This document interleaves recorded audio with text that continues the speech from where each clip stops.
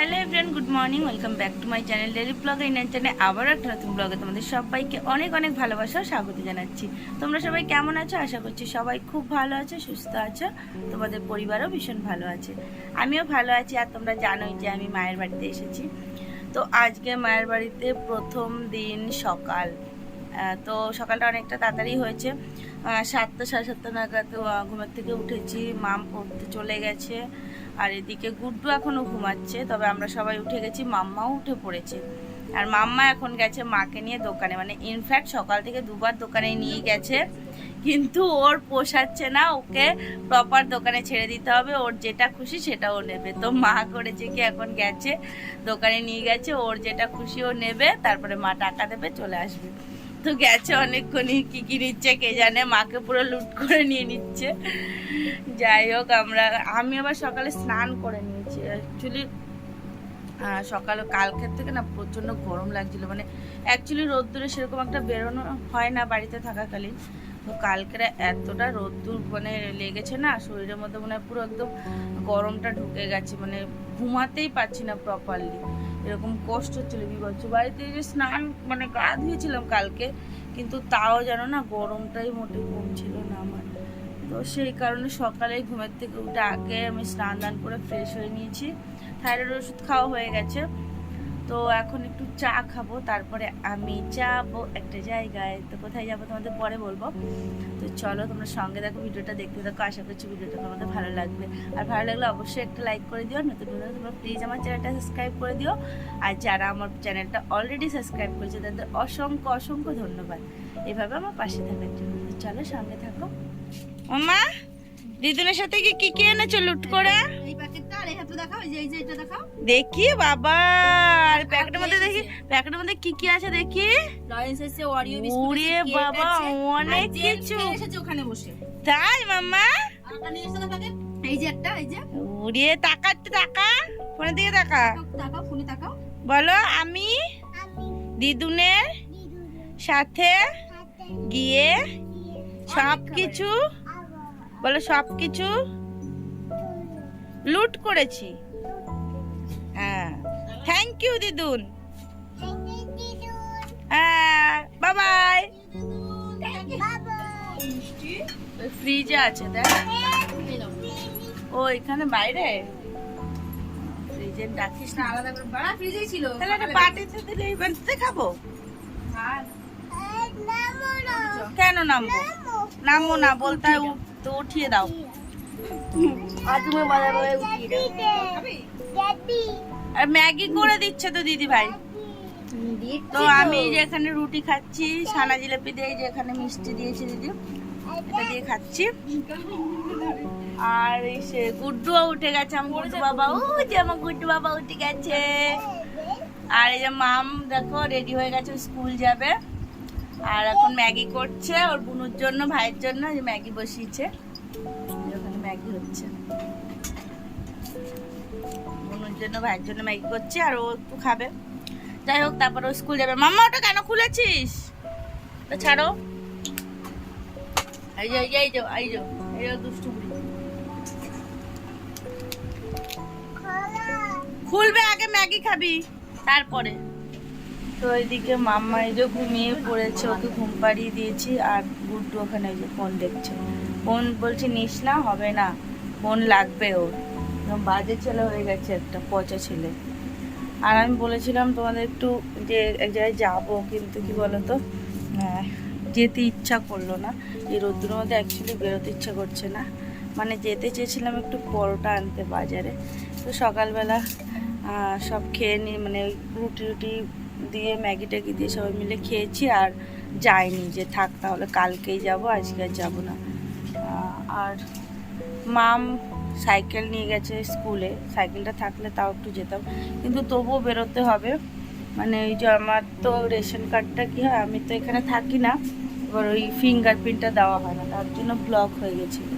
তো ওটাকে খোলা হয়েছে অনলাইনে, কিন্তু এখনও মানে ডিলিয়ারের দোকানে গিয়ে ফিঙ্গারপ্রিন্টটা দিতে হবে, না হলে মানে কার্ডটা চালু থাকবে না। তো সেই কারণে আবার যেতে হবে এই রোদ্দুরের মধ্যে। তো সাইকেলটা থাকলে ভালো হতো, কিন্তু সাইকেল নিয়ে মাম গেছে চলে, আমার আবার এই রোদ্দুরের মধ্যে যেতে হবে। আর মা দেখো এখানে কি করেছে, গাছের থেকে পেঁপে পেরেছে, তোমাদের দেখাই, দাঁড়াও দেখাও তো মা। এই দেখো আমাদের গাছের পেঁপে আজকে রান্না হবে, দেখছো কি সুন্দর না? তো আজকে তো যেহেতু নিরামিষ শনিবার, তো মা গাছ থেকে পেঁপে পারলো, পেঁপে করা হবে, সোয়াবিন করা হবে, এই সমস্ত কিছু রান্না হবে। দেখো গাছের পেঁপে কি সুন্দর, আর পেঁপেগুলো না ভীষণ মানে তাড়াতাড়ি সিদ্ধ হয়ে যায়, এত ভালো পেঁপেগুলো, কি ভালো লাগছে না দেখতে। চলো তোমাদেরকে দেখাই যে গাছে দেখবে কতগুলো পেঁপে হয়েছে। অ্যাকচুয়ালি গাছের জিনিস পাড়তে যেরকম ভালো লাগে, খেতেও কিন্তু ভীষণ ভালো লাগে, জানো তো। তো চলো তোমাদের দেখাই যে কতগুলো পেঁপে হয়েছে, তোমরা শুধু দেখো। দেখতে পাচ্ছ কতগুলো পেঁপে হয়েছে, দেখো ওখানটা, এখানে প্রচুর পেঁপে হয়েছে, প্রচুর পেঁপে হয়েছে ওখানটা।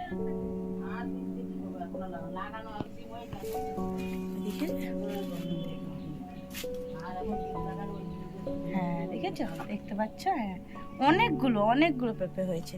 এর মধ্যে দিদি আবার পেড়ে খেয়েছিল কটা। কি রোদ্দুর, ধোবো, কালকে পরে এসছে না, পরে এসছে, ওকে ধোয়া হয়নি জামাটা, কালকে পরে আসার পরে ধুয়ে দেওয়া হয়নি।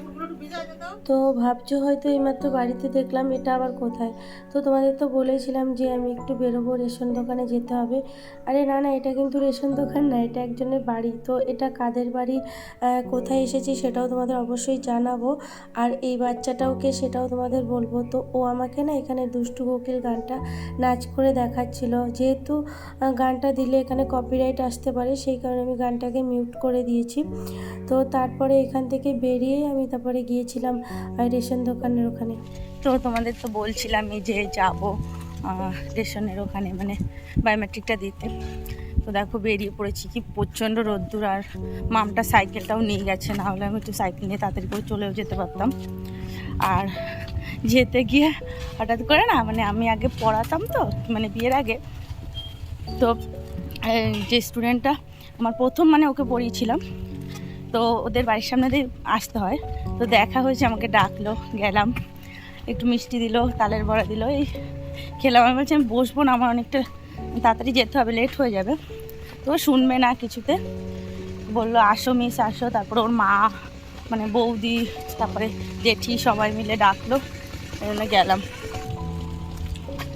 তো মাম্মাকে রেখে এসেছি বাড়িতে, কারণ ওকে নিয়ে রোদ্রের মধ্যে অসম্ভব, কাজটা আমারই, মানে আমার রয়েছে, ওকে নিয়ে গিয়ে কী করবো আর রোদ্রের মধ্যে, বাচ্চা মানুষ। তো ওকে স্নান দান করিয়ে বাড়িতে রেখে এসেছি, গুড্ডু ওদের সাথে খেলবে। তো আমি যাই, চলো পরে আবার তোমাদের সাথে কথা হবে।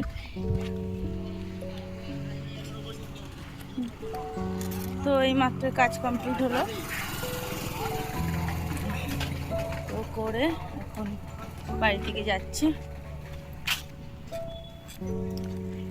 মাম্মা কি করছে কে জানে, স্নান দান করিয়ে দিয়ে আসলাম, নিশ্চয়ই হ্যাঁ দিদি খাইয়ে দিচ্ছে।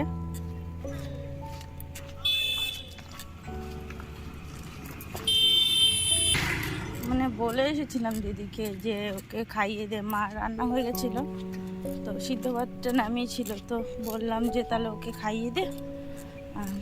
গুড্ডুরও স্নান হয়ে গেছে, গুড্ডুকে ওকে দিয়ে, দুজনকে দিয়ে বললাম কি যে তাহলে খাইয়ে দে। তো যাই, এখন কি প্রচণ্ড রোদ্দুর, যাই হোক চলো একবারে বাড়িতে গিয়ে তারপর তোমাদের সাথে কথা হবে। এখন আর মানে এত কষ্ট হচ্ছে না রোদ্দুর মধ্যে। তো মা আর আমি মিলে এখন চা খাচ্ছি। হ্যাঁ বাবা, বৃষ্টি হলো একটু আগে, একটুখানি, কলা খুয়ে গেছে, যাক বাবা, যাও মামা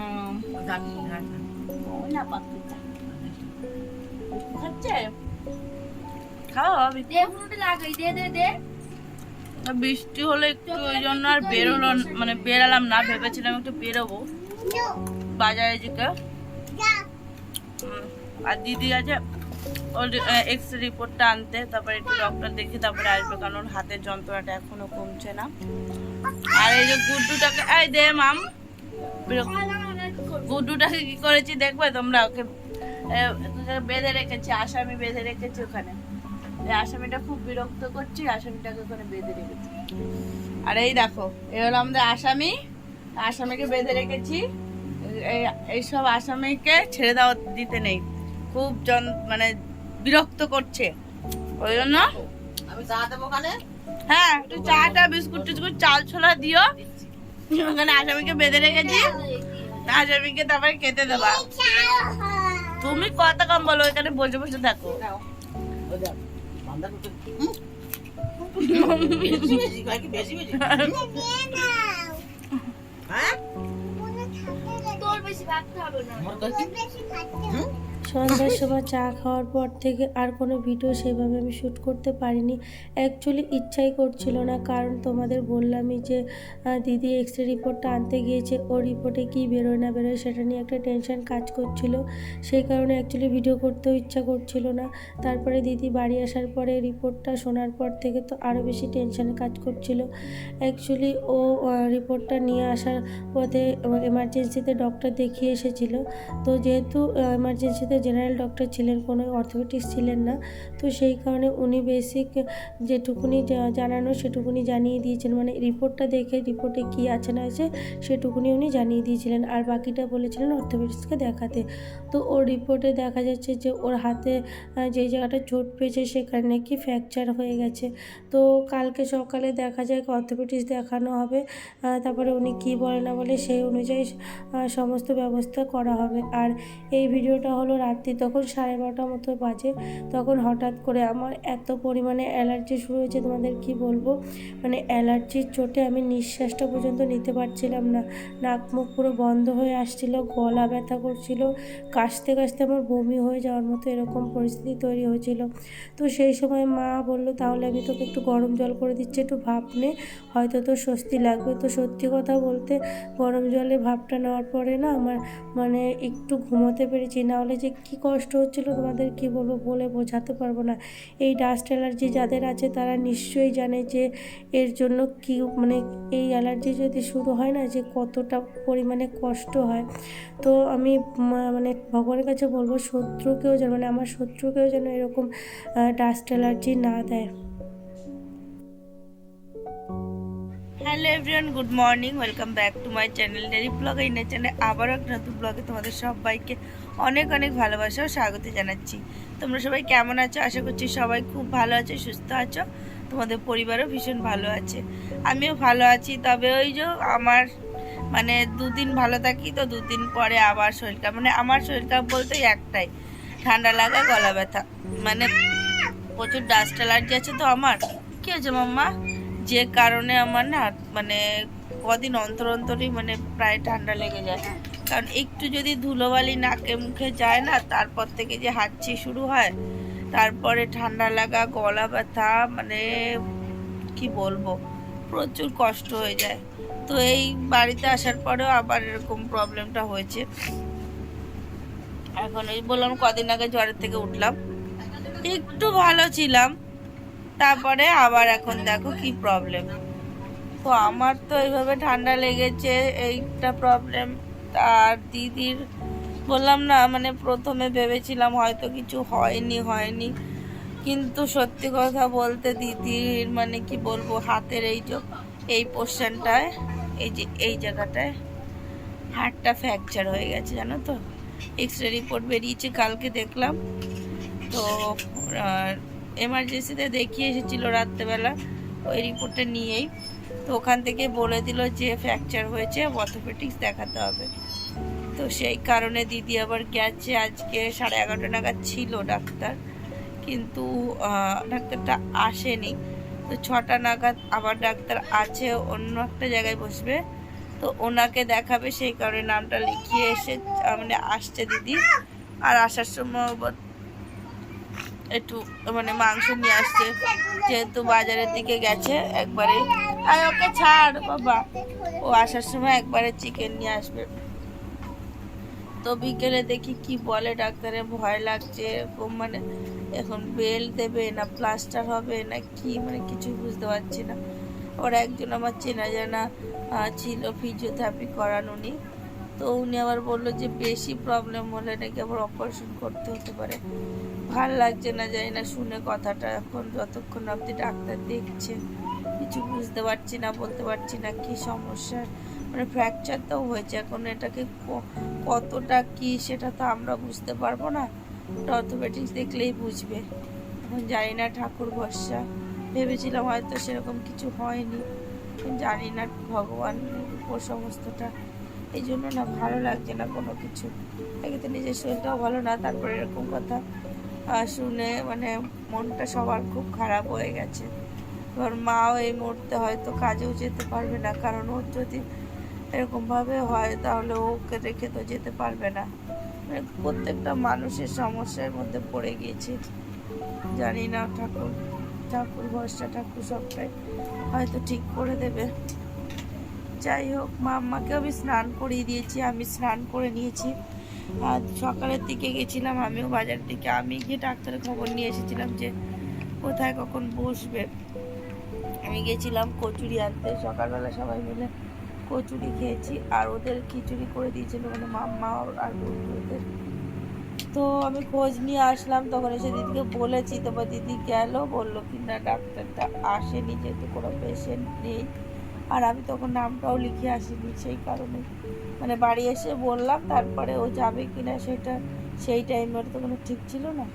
যাই হোক, সন্ধ্যা 6টার সময় আছে, তখন যাবে। চলো, তোমাদের সাথে তাহলে আবার পরে কথা হবে। এখন মাম্মাকে একটু ঘুম পাড়ানোর চেষ্টা করছি, কিন্তু ঘুমাচ্ছে না। দেখি ঘুমাই নাকি, আমার নিজেরও শরীরটা ভালো লাগছে না। চলো, সঙ্গে থাকো, ভিডিওটা দেখতে থাকো, আশা করছি ভিডিওটা ভালো লাগবে। আর ভালো লাগলে ভিডিওটা অবশ্যই একটা লাইক করে দিও, আর নতুন হলে তোমরা প্লিজ আমার চ্যানেলটা সাবস্ক্রাইব করে দিও। তো বাড়িতে আসার পরে নেটওয়ার্ক এত প্রবলেম হচ্ছে, ভিডিওগুলো করা হচ্ছে কিন্তু আপলোড করে ওঠা হচ্ছে না। দেখি, চেষ্টা করবো। কী হয়েছে মাম্মা? চেষ্টা করবো, কালকে ভিডিওটা আপলোড করতে পারিনি, দেখা যাক আজকে হয় কিনা।